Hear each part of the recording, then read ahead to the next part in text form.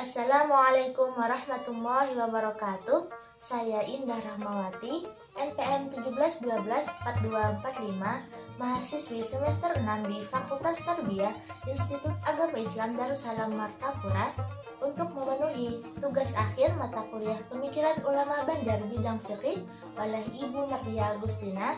Saya akan membahas tentang pemikiran Syekh Muhammad Arsyad Al-Banjari dalam kitab Sabilul Muhtadin, terkhusus pada bab haji dan umrah pasal 8-14. Syekh Muhammad Arsyad Al-Banjari atau yang terkenal dengan Datu Pelampaian merupakan ulama besar dari tanah Banjar dan merupakan tokoh penyebar Islam dari daerah Kalimantan Selatan.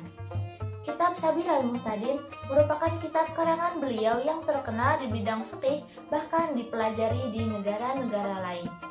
Adapun ibadah haji merupakan rukun Islam yang kelima, yaitu berziarah ke kota Mekah untuk melaksanakan rangkaian ibadah tertentu dengan syarat dan ketentuan tertentu. Untuk lebih jelasnya, marilah kita saksikan pemaparan materi berikut ini. Kitab Haji dan Umroh. Adapun pasal 8 adalah mengenai wajib haji. Wajib haji itu 6 perkara. Yang pertama adalah bermalam di Muzdalifah. Dan yang kedua adalah melontar Jumratul Aqabah sebanyak 7 kali.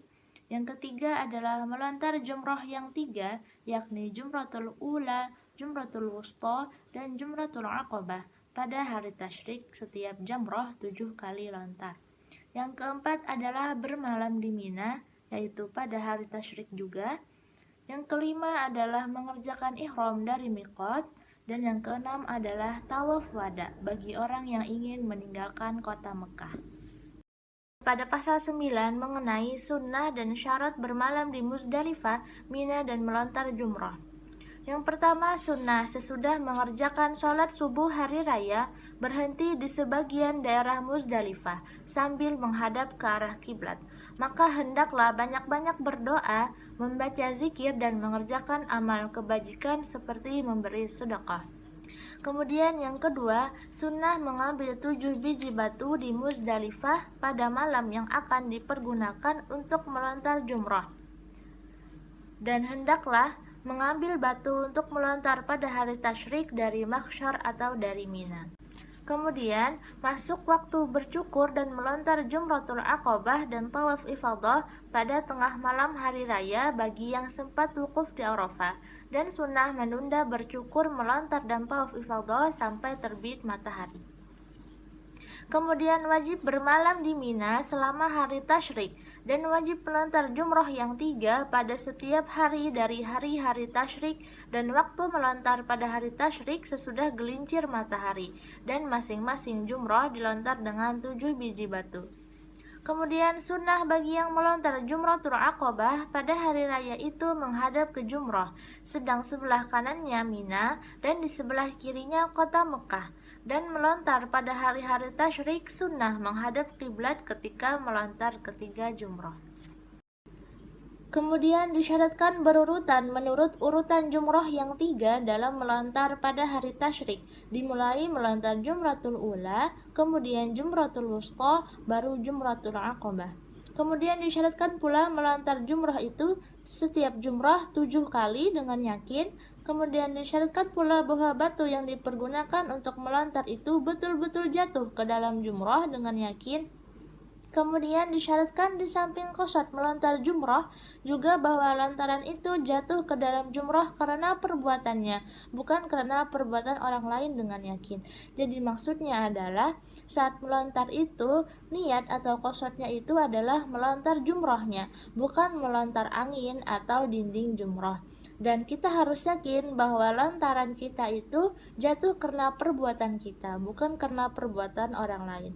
Kemudian disyaratkan hendaklah yang dilontar itu batu. Kemudian disyaratkan dalam melontar dengan nama melontar, maka tidak memadai hanya dengan meletakkan batu itu ke jumrah. Karena namanya adalah melontar jumrah, maka tidaklah termasuk dari melontar itu hanya dengan meletakkan batunya saja ke jumrah. Kemudian disyaratkan dalam melontar dengan tangan, dan sunnah melontar itu sangat banyak. Di antaranya melontar dengan tangan kanan, kemudian dengan batu yang suci, kemudian batu yang dipergunakan untuk melontar itu sebesar biji kaca, dan sunnah bagi lelaki mengangkat tangannya ketika melontar sampai ketiaknya terbuka. Kemudian kita masuk ke pasal 10, yaitu tentang tahallul haji. Tahallul ialah melepaskan ihram dan memperbolehkan mengerjakan yang diharamkan di dalam ihram. Tahallul umroh hanya satu, ialah setelah selesai melaksanakan semua rukun. Adapun haji mempunyai dua macam tahallul. Maka tahallul haji yang pertama yakni tahallul awal, yaitu apabila telah melaksanakan dua perkara dari tiga perkara, yaitu melontar jumroh aqobah, bercukur, dan tawaf ifadah. Yakni maksudnya adalah apabila telah melaksanakan melontar dan bercukur, atau telah melaksanakan melontar dan tawaf, atau telah melaksanakan bercukur dan tawaf, maka itu adalah disebut dengan tahallul awal. Dan apabila telah dilaksanakan yang ketiga ini, maka dinamakan tahallul sani atau tahallul yang kedua. Kemudian masuk ke pasal 11, cara melaksanakan haji dan umrah. Cara melaksanakan haji dan umroh ada tiga. Yang pertama dinamakan ifrad, ialah berihram haji dari miqat atau kurang dari jarak dekat, dan sesudah melakukan ihram haji mengerjakan lagi ihram umroh pada tahun itu juga. Kedua dinamakan haji qiron, ialah berihram haji dan umroh secara bersamaan dari miqat atau dari tempat lainnya dilaksanakan pekerjaan haji itu di dalam ihram umrohnya. Kemudian yang ketiga, haji tamattu, ialah berihram umroh dari miqat negerinya atau dari miqat negeri lain, lalu pekerjaan umroh diselesaikan, kemudian setelah umroh berihram lagi dengan ihram haji dari Mekah di dalam bulan haji. Masuk ke pasal 12, yaitu tentang dam. Dam haji tamattu dan haji qiron, dan juga dikarenakan meninggalkan melontar atau meninggalkan bermalam di Muzdalifah atau di Mina, atau meninggalkan tawaf wada, maka damnya adalah seekor kambing yang dapat dijadikan kurban, baik dari segi sifat maupun dari segi umurnya. Kalau ia tidak mampu membayar dan umpamanya tidak diperolehnya dam di tempatnya, atau diperolehnya namun harganya lebih mahal dari harga biasa, atau uangnya tidak ada, atau ada uang namun hanya cukup untuk membiayai perjalanannya, maka wajiblah ia berpuasa 10 hari, 3 hari dikerjakan di dalam haji. Masuk ke pasal 13 tentang hal-hal yang diharamkan di dalam haji dan umrah. Yang diharamkan bagi orang yang berihram ada 6 perkara. Yang pertama, haram bagi lelaki menutup seluruh atau sebagian kepala dengan apa yang dinamakan penutup menurut ukuran kebiasaan. Kemudian yang kedua, yang diharamkan bagi orang yang berihram yaitu memakai wangi-wangian. Yang ketiga, di antara yang diharamkan bagi orang yang berihram, yang lelaki atau lainnya, memakai minyak rambut kepala seluruhnya atau sebagiannya, dikosotkan atau diniatkan menumbuhkan atau menjadi perhiasan dirinya. Kemudian di antara yang diharamkan bagi lelaki dan yang lainnya membuang rambut kepala atau lainnya dengan mencukur atau menggunting atau mencabut atau menghilangkan kuku tangan dan kaki. Kemudian di antara yang diharamkan bagi orang yang berihram adalah melakukan semua perbuatan yang akan membawa kepada senggama, sekalipun hanya dengan melihat perempuan kalau disengaja lagi dengan syahwat. Kemudian di antara yang diharamkan bagi orang yang berihram melakukan senggama. Dan yang terakhir di antara yang diharamkan bagi orang yang berihram memburu binatang perburuan darat yang liar, lagi halal dimakan, juga memotong pohon kayu. Pasal 14 yang terakhir yaitu tentang yang menghalangi haji dan mengerjakan umroh. Yang dapat menghalangi atau mencegah haji umrohnya seseorang ada 6 perkara. Yang pertama, bapak atau ibu boleh melarang anaknya pada haji umroh sunnah. Kemudian suami boleh melarang istrinya pada haji umroh fardu dan sunnah. Dan yang ketiga adalah seorang tuan boleh melarang hambanya pada haji umroh fardu dan sunnah. Kemudian adanya ikhsar am atau halangan berat. Umpamanya orang yang dapat berihram dihalangi perjalanan oleh orang lain dan baru dapat diatasi dengan peperangan. Kemudian ikhsar khos yaitu halangan ringan. Contohnya bagi orang yang dipenjarakan dengan secara zolim atau dipenjarakan karena tidak dapat membayar hutang, padahal ia dalam keadaan miskin, maka di sana ia boleh menghentikan haji dan umrohnya atau bertahallul. Kemudian yang menghutangi boleh melarang yang dihutangi. Haji tamattu dimulai dengan berihram pada miqatnya. Adapun miqat terbagi dua. Yang pertama adalah miqat zamani, yaitu batasan awal waktu dimulainya perjalanan ibadah haji atau umrah. Dan yang kedua adalah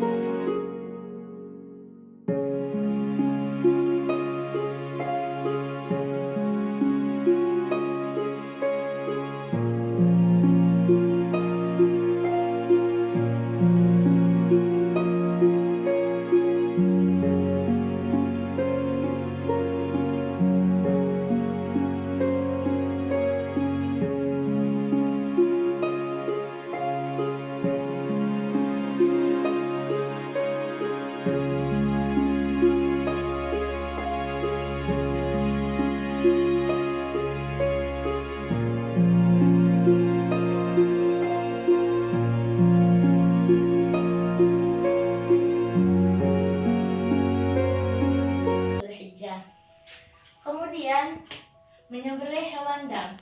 Karena kita melaksanakan haji tamattu', maka di sana diwajibkan untuk membayar dam. Di sini kita hanya menyerahkan uang saja kepada petugas di sana untuk menyembelihkan hewan dam, yaitu pada tanggal 10 Dzulhijjah. Kemudian di sini menggundul atau memendekkan rambut yang disebut dengan tahallul awal. Di sana dihalalkan segala yang diharamkan pada berihram kecuali jima. Kemudian setelah ini baru bersegera ke kota Mekah untuk melaksanakan tawaf ifadah yang merupakan rukun haji, yaitu pada tanggal 10 Dzulhijjah. Kemudian melaksanakan sa'i haji, dan disinilah dia dinamakan dengan tahallul tsani, dan dihalalkan segala apa yang diharamkan saat berihram. Kemudian baru kembali ke Mina untuk mabit pada hari-hari tasyrik, yaitu pada tanggal 11, 12, 13 Dzulhijjah. Kemudian pada setiap tanggal 11, 12, 13 tadi, maka dilaksanakanlah melontar jumrah yang 3, yakni Jumratul Ula, Jumratul Wusta, dan Jumratul Aqabah. Pada setiap jumrah dilontarkan 7 kali. Yaitu di sini pada melontar jumrah yang 3 setelah tergelincir matahari pada tanggal 11 Dzulhijjah. Kemudian sama melontar jumrah yang 3 setelah tergelincir matahari pada tanggal 12 Dzulhijjah. Kemudian setelah ini baru kita kemungkinan bisa melaksanakan nafar awal atau nafar tsani.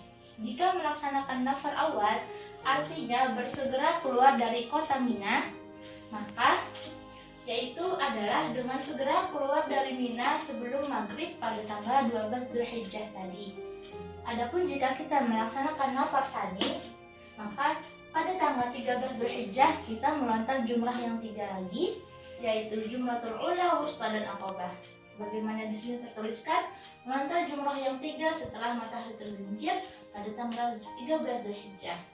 Kemudian setelah ini barulah melaksanakan tawaf wada, yaitu tawaf perpisahan, dan disitulah berakhir perjalanan ibadah haji.